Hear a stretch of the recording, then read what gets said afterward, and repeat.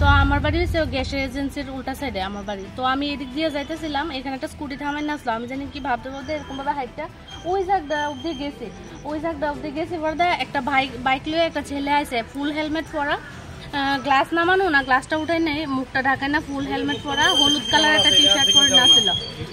তারপরে আমি হাইটে ওই জায়গাটা গেছি বলতে হঠাৎ করে বাইকটা আমার পাশ দিয়ে স্লো করছে করে আমার ঘাটটার মধ্যে এরকম ভাবে চিপ দিয়ে ধরছে বলতে আমি লড়তে পারতেছি না, ঘাটটা এরকম ভাবে ঘুরাইতে পারতেছি না, তবুও আমি চোখটা এরকম ভাবে ঘুরাইছি। এবার চোখটি বড় করে লাল করে আমার জানি কি একটা কইছে, আমি কথাটা বুঝছি না।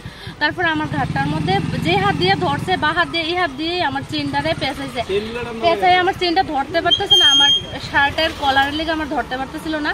তারপর আমার শার্টের কলারটা এরকম ভাবে টান দিয়েছে, তাই না, টান দিয়ে এবার চেনটা এরকম ভাবে খাবলা দিয়ে চেনটা লইয়া হাতটা এরকম সোজা করে আমার চেনটা তাই না হাতে ভাবে ঝুলতেছে, এই জায়গাটা দিয়া তাই না টান করে গেছে গা। আমি এই করে যাইতেছে, এবার মহিলা জিজ্ঞেস করতেছে যে কি হয়েছে, আমি আমার চেন টান দিয়ে নিছে গা। তারপর চোর করে চিল্লি দেন, আমি দৌড়াইতেছি তাই না পিছিয়ে চোর করে, কিন্তু রাস্তা তো একদম নীরব আসলো, কেউ আসছিল না। তো হ্যাঁ বাইক লিয়া টাইম না গেছে গা। মানে বাইক নাম্বার কি দেখতে পাচ্ছেন? বাইকের নাম্বার প্লেটটা মুড়ানো আছিল, আমি ভাবছি যে বাইকের নাম্বারটা ফলো রাখুম, কিন্তু বাইকের নাম্বার প্লেটটা মুড়ানো আছিল যে আমি দেখতে পারছি না।